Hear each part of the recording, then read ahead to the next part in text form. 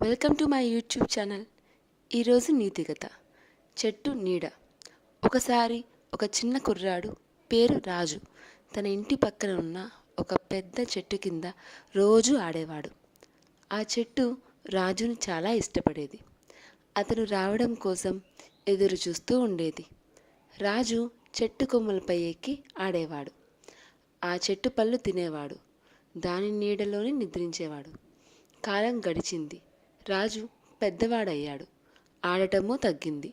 ఒకరోజు అతను చెట్టు వద్దకు వచ్చి నాకు డబ్బులు కావాలి అన్నాడు.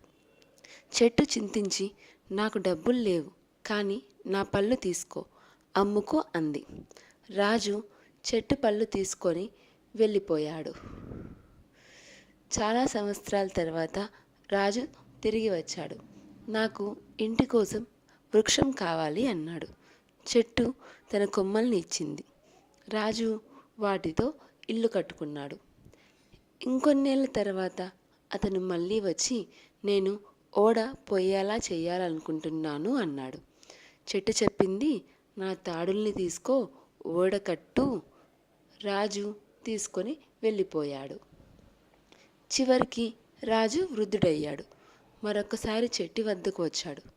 నాకు ఇప్పుడు ఏమీ వద్దు, కేవలం విశ్రాంతి తీసుకోవాలనిపిస్తుంది అన్నాడు.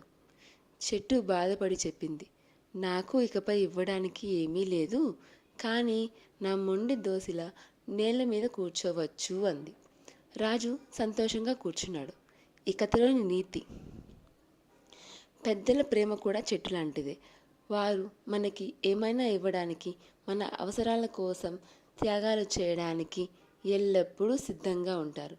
వారిని గుర్తుంచుకోవాలి, గౌరవించుకోవాలి. Subscribe to my channel. Thank you.